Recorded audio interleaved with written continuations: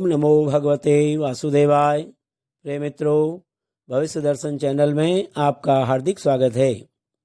आज हम बात करते हैं पापांकुशा एकादशी व्रत के बारे में।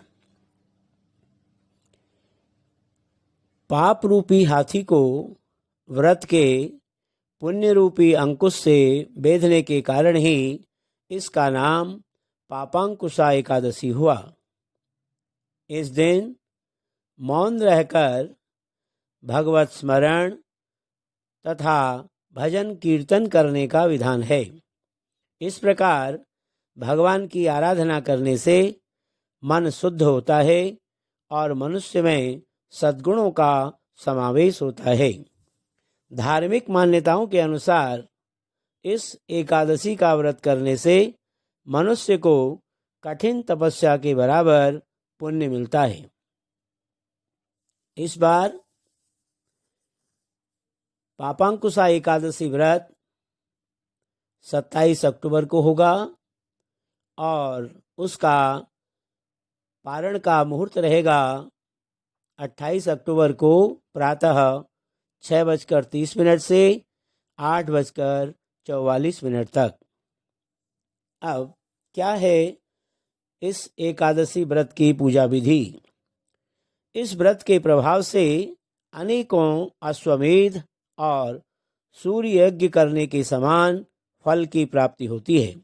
इसलिए पापांकुशा एकादशी व्रत का बहुत महत्व है।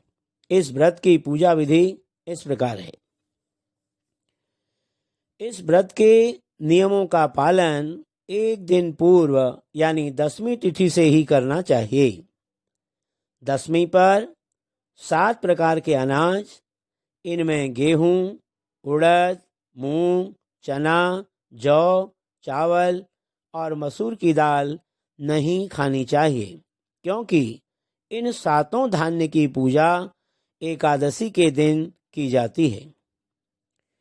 एकादशी तिथि पर प्रातःकाल उठकर स्नान आदि के बाद व्रत का संकल्प लेना चाहिए। संकल्प लेने के बाद घट स्थापना करनी चाहिए और कलश पर भगवान विष्णु की मूर्ति रखकर पूजा करनी चाहिए। इसके बाद विष्णु सहस्त्र नाम का पाठ करना चाहिए। अगले दिन यानी व्रत के अगले दिन द्वादशी तिथि को ब्राह्मणों को भोजन और अन्न का दान करने के बाद व्रत खोलना चाहिए। अब क्या है पापांकुशा एकादशी व्रत का महत्व? महाभारत काल में स्वयं भगवान श्री कृष्ण ने धर्मराज युधिष्ठिर को पापांकुशा एकादशी का महत्व बताया था। भगवान श्री कृष्ण ने कहा कि यह एकादशी पाप कर्मों से हमारी रक्षा करती है। इस एकादशी के व्रत से मनुष्य को अर्थ और मोक्ष की प्राप्ति होती है। इस व्रत के प्रभाव से मनुष्य के संचित पाप नष्ट हो जाते हैं।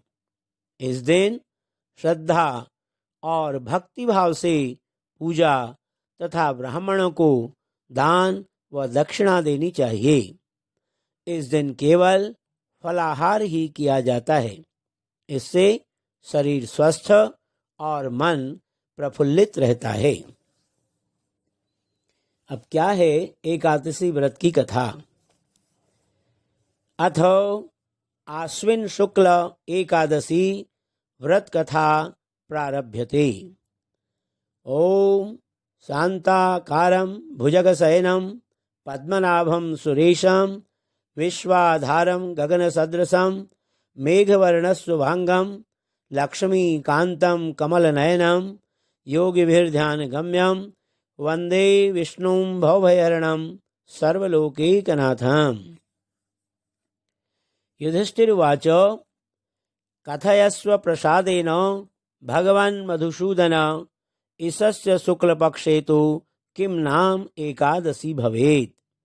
युधिष्ठिर बोले कि हे भगवान, हे मधुसूदन, आश्विन शुक्ल पक्ष की एकादशी का क्या नाम है? सो कृपा करके कहें।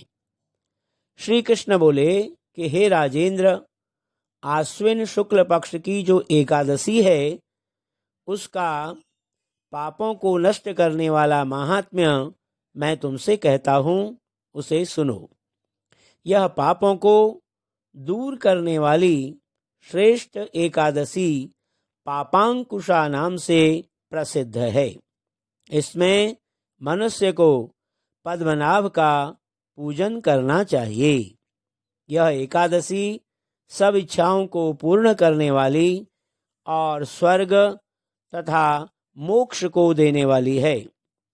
जो मनुष्य इंद्रियों को वश में करके बहुत समय तक तपस्या करता है, उसको जो फल मिलता है वह फल गरुड़ध्वज भगवान को नमस्कार करने से मिलता है।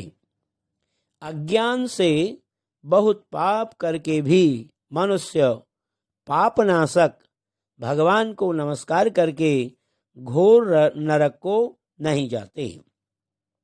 पृथ्वी में जितने तीर्थ और पवित्र स्थान हैं, उनका फल भगवान के नाम के कीर्तन से मिल जाता है।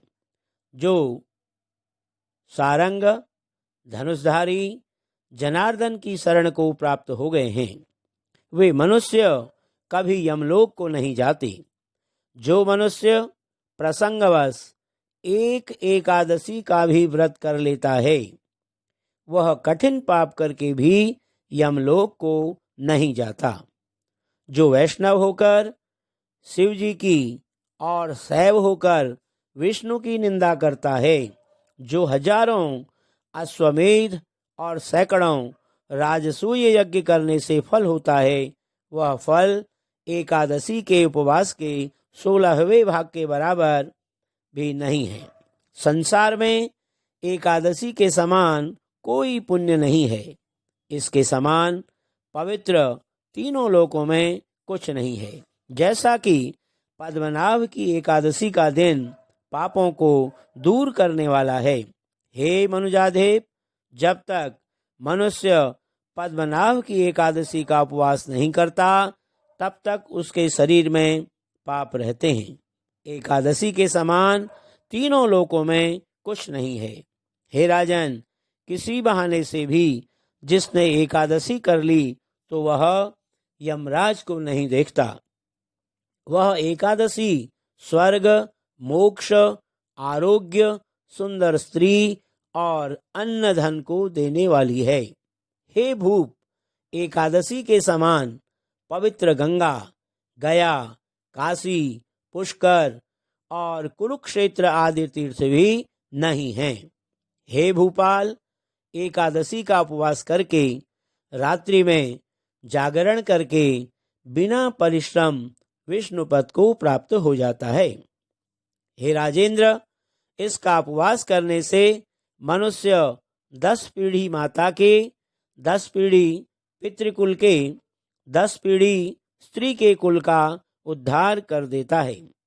वे मनुष्य दिव्य शरीर और 4 भुजाएं धारण करके माला और पीतांबर पहनकर गरुड़ पर बैठकर स्वर्ग को जाते हैं।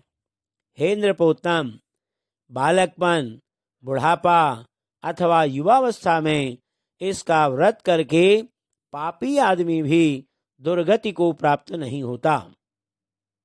आश्विन शुक्ल पक्ष में पापांकुशा का उपवास करके मनुष्य सब पापों से छूटकर विष्णुलोक को जाता है।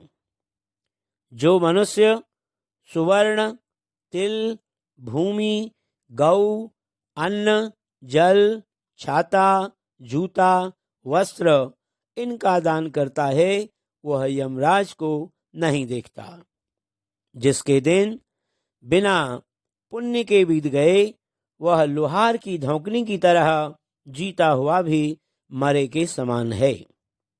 हे नृपोत्तम, गरीब मनुष्य को भी शक्ति के अनुसार स्नान, दान आदि क्रिया करके सदाचार से रहकर अपना समय व्यतीत करना चाहिए।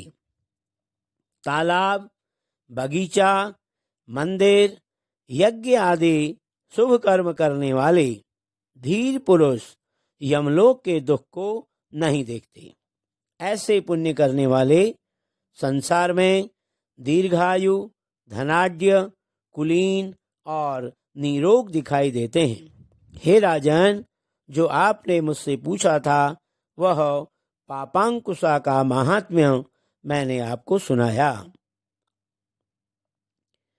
इति श्री ब्रह्मवैवर्त पुराणे आश्विन शुक्ले पापांकुशा एकादशी व्रत महात्म्यम संपूर्णम। बोल श्री कृष्णचंद्र भगवान की जय।